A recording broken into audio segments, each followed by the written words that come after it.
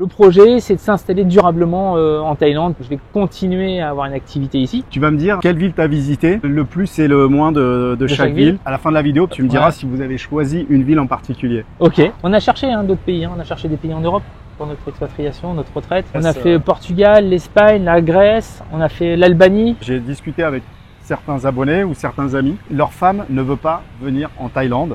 Non pas parce qu'elle n'aime pas le pays, c'est un rapport plutôt avec les Thaïlandaises. C'est ma femme qui m'a convaincu de venir en Thaïlande. Elle cherchait tout le cadre de vie qu'on a déjà expliqué, pas de soucis particuliers. Alors, anecdote, c'est ma dernière après-midi tout seul. Maintenant que ta femme va voir la vidéo.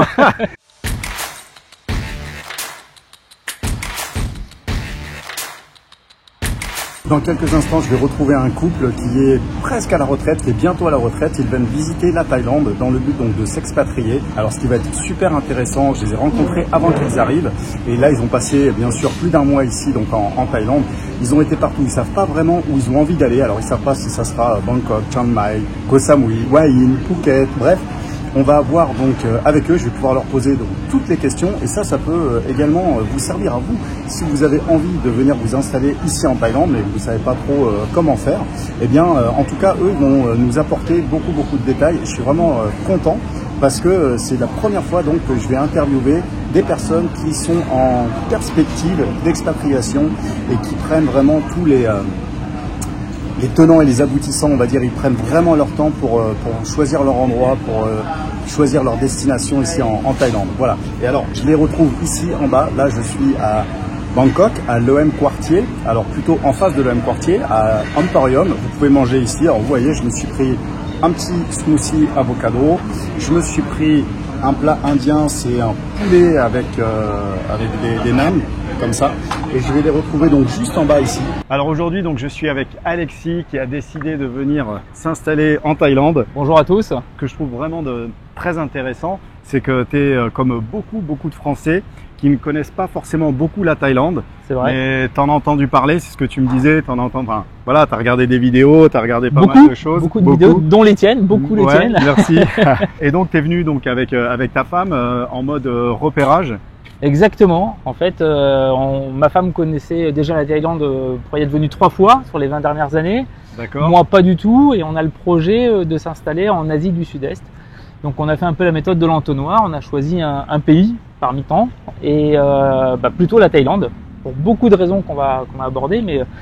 Et donc, on a décidé de venir 1 mois, voir exactement ce qui s'y passe et surtout pour confirmer en fait de son côté et moi vérifier si vraiment la Thaïlande surtout ses habitants, sa nature, allait pouvoir m'intéresser. D'accord. Et d'ailleurs, on s'était rencontrés quand tu venais justement d'arriver.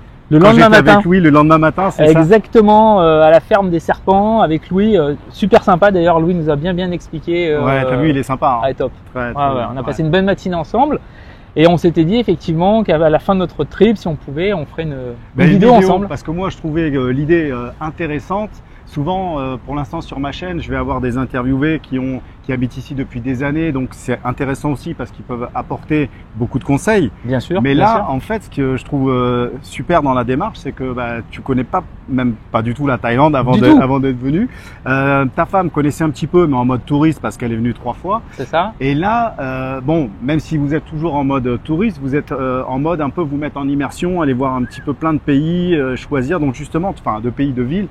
Tu vas me dire, justement, quelle ville tu as visité et le plus et le moins de chaque ville. Et à la fin de la vidéo, peut-être que tu me diras, je sais pas, je t'ai même pas encore posé la question, tu me diras si vous avez choisi une ville en particulier. Ok. On fait comme ça? Allez, on va pas tout teaser, mais ok, c'est tout bon. Ouais, donc Renaud, pour répondre à ta question, on est parti en mode projet. Donc on s'est dit qu'on venait vraiment en Thaïlande pendant 1 mois, donc pas de touristes, vraiment projet, réflexion. Donc on a découpé en fait le voyage en 3 parties puisqu'on voulait visiter 3 villes complètement différentes. D'abord, bien sûr Bangkok, la capitale, ça c'était une étape obligatoire. Alors on est arrivé effectivement en plein midi, 40 degrés, après 15 heures de vol, voilà, le bruit, l'enfer, mais belle ville, franchement, très bien à découvrir, à vivre, pas forcément pour nous. Alors attention, toujours pareil, ce n'est que notre regard à nous, 2 couples qui sommes là depuis 1 mois, avec notre âge, on n'a pas 20 ans non plus, 52 ans. Et donc Bangkok, voilà, On est au cœur de Bangkok, les gars, les filles. On est au cœur de Bangkok. C'est très calme, dans un parc. On a une dame avec son bébé juste derrière. On a des hommes d'affaires qui vont passer derrière nous. On discute avec Renaud. Voilà, chacun fait sa vie. Et ça n'a pas de prix. Ça, c'est ce qu'on était venu chercher en Thaïlande. C'est ce qu'on a trouvé en Thaïlande. Cette facilité, cette...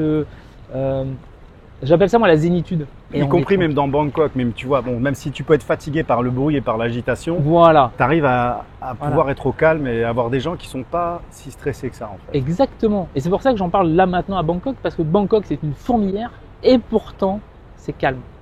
Donc c'est pas évident. Quand on est sur la plage, on va en reparler, on a été à Samui, Samui c'est la plage, ok, c'est calme, c'est paisible, etc. Mais même sur Bangkok, on peut trouver des endroits comme ça extrêmement comment on va dire reposant. Ouais. Exactement. Ouais, voilà. Ouais.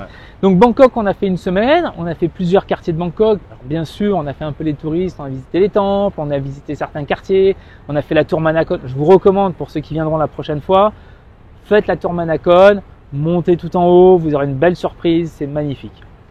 On a fait Chinatown, voilà. Enfin, on a voulu voir un petit peu si demain la vie à Bangkok pouvait nous plaire. Alors on pense que non. Il faudrait qu'entre guillemets pour nous on soit plus jeune, qu'on soit vraiment à monter un business à la trentaine, à la quarantaine, parce que économiquement tout se fait ici c'est sûr, mais nous c'est plus forcément ce qu'on recherche. Vous de toute manière vous allez venir là en mode retraite. Nous voilà, le projet c'est de s'installer durablement en Thaïlande, plutôt en mode retraite. Alors moi je suis encore un peu jeune, j'ai encore une bonne dizaine d'années d'activité, donc je vais continuer à avoir une activité ici. Donc il fallait quand même que je trouve quelque chose, donc c'est en cours. Ah, quand tu dis une activité ici, une activité professionnelle en Thaïlande. Ok. Voilà, donc je garderai une activité professionnelle en France, mais je vais aussi avoir une activité professionnelle en Thaïlande. Ah bah écoute, ça sera intéressant de... On va peut-être pas en parler maintenant, mais ou à moins que tu veuilles en parler, mais... Alors non, je veux pas trop teaser parce que je suis en train de mettre en place certaines relations et tout, mais des choses intéressantes et j'attends que ça soit effectif, voilà, pour qu'on puisse en parler. On reviendra, on a déjà prévenu de revenir dans la deuxième phase, deuxième trimestre 2025, donc mai-juin l'année prochaine, dans 6 mois on est là. Dans 6 mois. Donc le projet va avancer comme ça par étapes. Et pourquoi pas, si tu veux, on pourra faire des points comme ça, 6 mois par 6 mois, sur l'évolution du projet. Ouais, ouais. Voilà. Et puis ça pourra peut-être servir aussi à certains de tes abonnés. Exactement. Pour leur donner des bonnes pistes. Donc Bangkok, super. Pour nous, ça sera plutôt des grands week-ends où on a envie de venir un peu s'éclater, voir pourquoi pas un spectacle, des choses comme ça. À y vivre moins. D'accord. Et Koh Samui alors? Alors Hua Hin d'abord, parce que rappelle-toi, on s'est croisés à Hua Hin. Oui. Alors Hua Hin, deuxième étape du séjour, très intéressant, complètement l'inverse de Bangkok, très calme. Très paisible, et là pour le coup on est peut-être un peu trop jeune. On est peut-être un peu trop vieux pour Bangkok. Ouais. Pour nous on est un peu trop jeune pour Hua Hin. C'est vrai que là j'étais en train de réfléchir, on s'est croisé. Mais oui, au Cicada Market. Exactement, au Cicada Market, qui est un supermarché qu'on peut recommander justement aux abonnés. Cicada Market le week-end, faut le faire. Exactement. Il y a un mélange de culture, il y a des artistes. Alors la nourriture, vous mangerez, je cache mon ventre. Vous allez vraiment super bien manger en Thaïlande, il n'y a aucun souci, vous allez prendre du poids. Hua Hin, alors super parce que moi je cherchais aussi une ville avec des terrains de golf autour, parce que je pratique le golf en France et donc je voulais retrouver cette activité ici.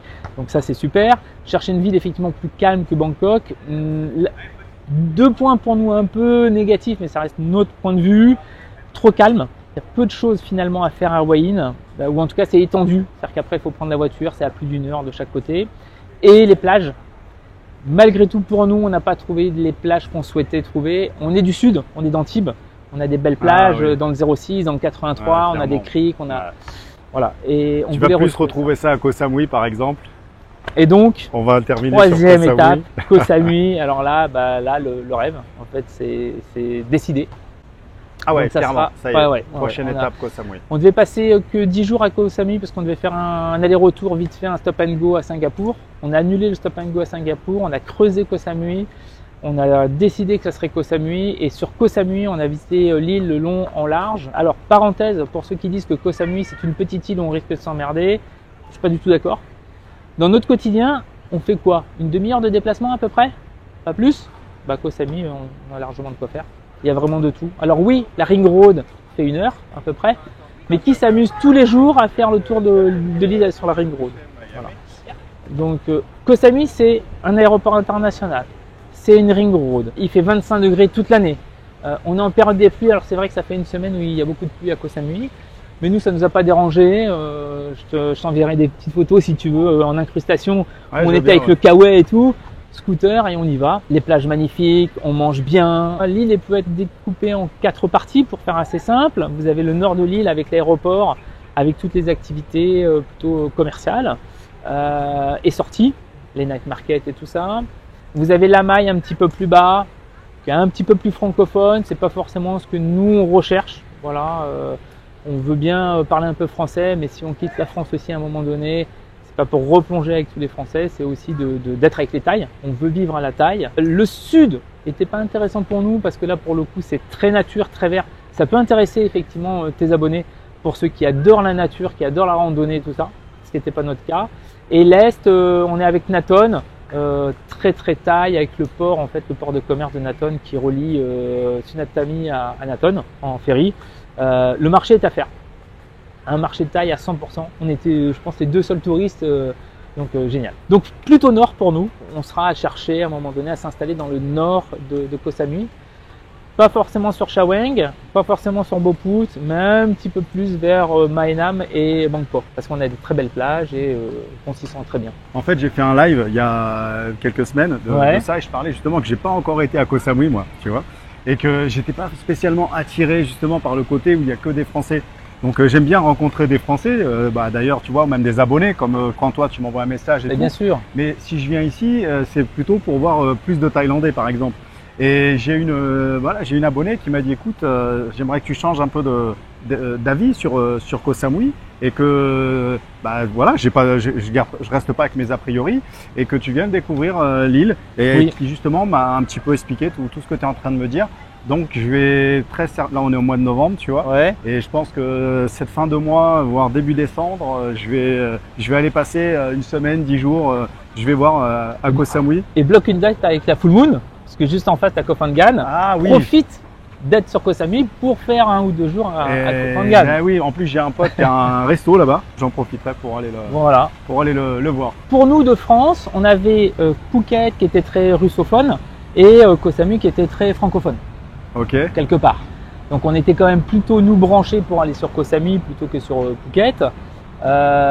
Sur Koh Samui, ce qu'on a bien aimé, c'est oui, il y a des Français, mais ils sont entre guillemets dans un quartier. Alors on en rencontre, hein, et nous ça ne nous dérange pas d'en rencontrer. Ça fait plaisir par les Français, ça fait plaisir de manger un bon steak et tout ça.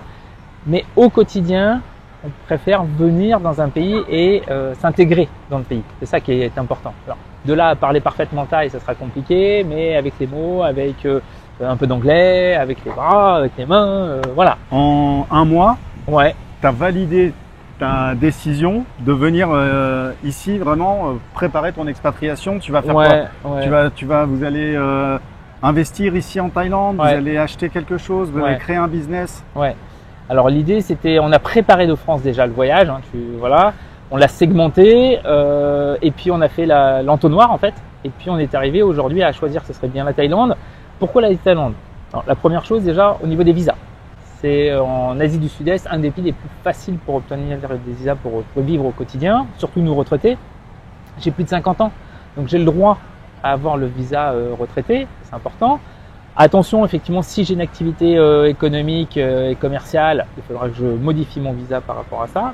Mais ça te laisse le temps de venir, de préparer. Exactement. Ma femme est déjà à la retraite. Donc Sylvie, elle aura le visa retraité sans aucun problème. La douceur de vivre, la facilité à vivre. Et les Thaïlandais, ils ont cette bienveillance naturelle qui est extraordinaire. Tu le sens, hein, cette énergie, c'est vraiment incroyable. Et ça se transmet. C'est-à-dire que toi, tu arrives de France, tu arrives de Nice ou de Paris, tu es surexcité à l'aéroport et tu vois, je repars au bout d'un mois, je suis déjà, alors je suis quelqu'un plutôt zen en général, un peu comme Louis, tu vois, tranquille, mais encore plus.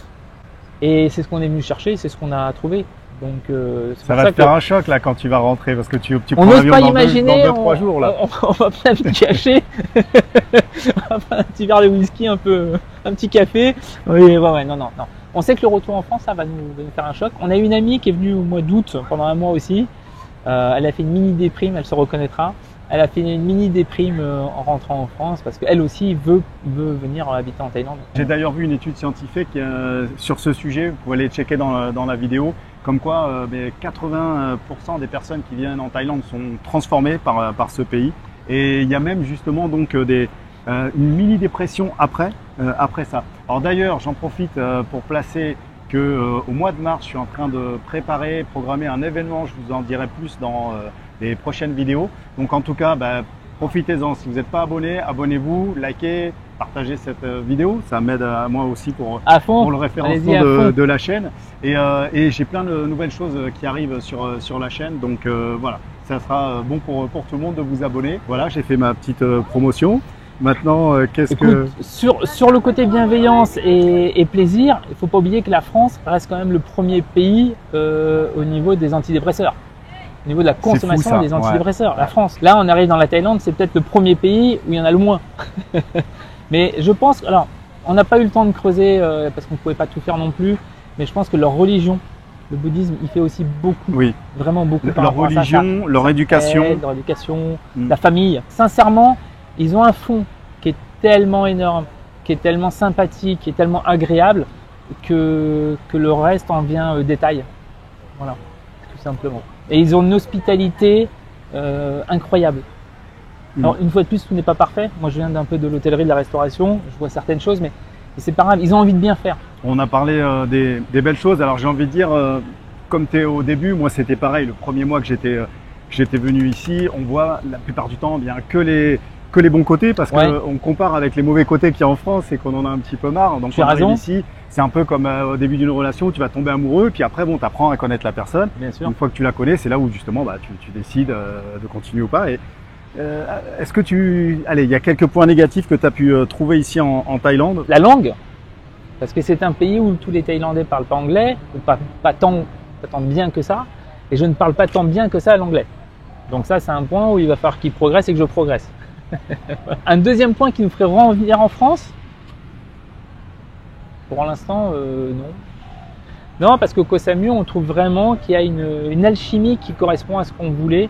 C'est-à-dire qu'on veut être proche de la mer, on veut avoir du soleil toute l'année, on veut accueillir notre famille, nos amis. Alors même si c'est à l'autre bout du monde, on sait qu'on en verra moins souvent, mais néanmoins, les gens pourront venir. Voilà. Tu nous as demandé si on allait investir. Oui. Donc, ce sera l'objet de notre retour au mois de avril, mai, juin. On a des projets d'investissement immobilier sur Koh Samui. Donc voilà. Donc oui, le projet avance vite quand même, malgré tout, mais par étapes. En point négatif, qu'est-ce que je pourrais donner?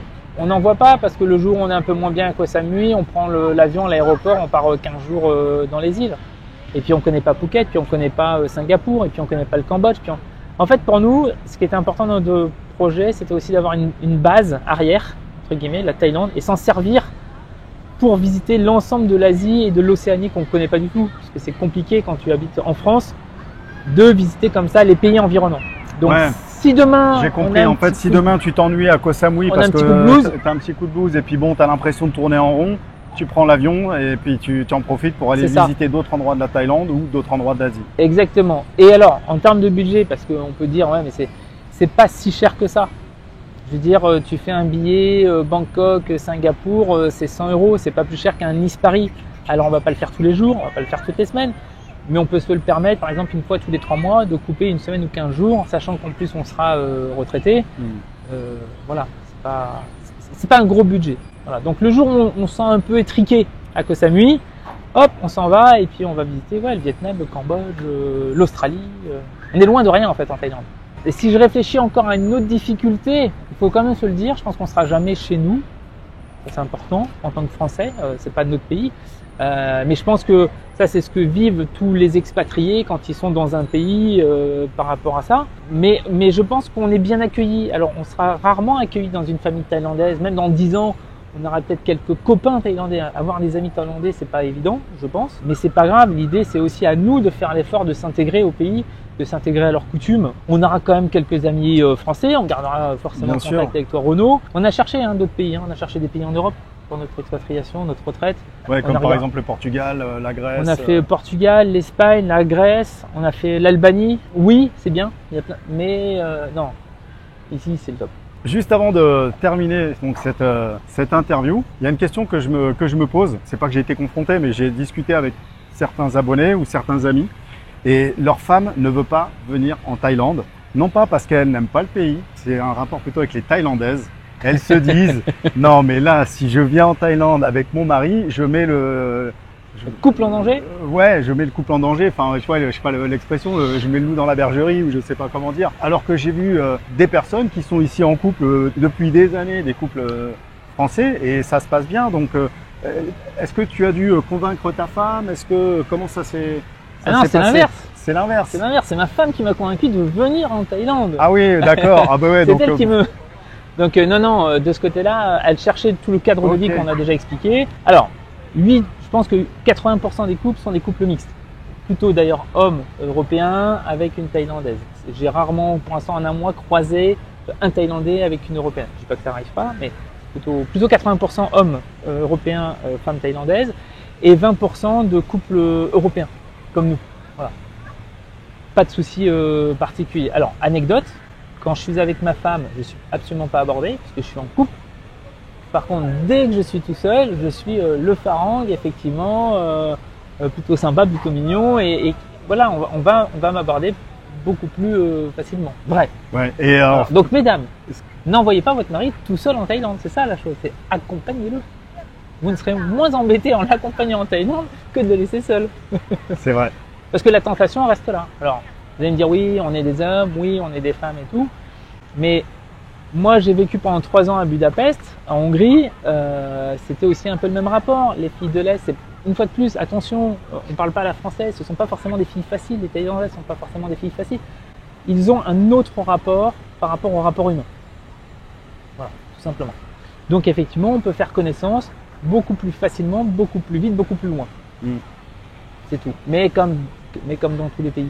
Tu verras, quand on croisera Sylvie, elle te le dira, en couple, aucun problème. Par contre, 1 ou 2 fois, j'ai dû aller faire une course, j'ai dû aller me balader tout seul, ou là encore, pas plus tard que cet après-midi en venant au parc, tout seul, oui, plus naturellement.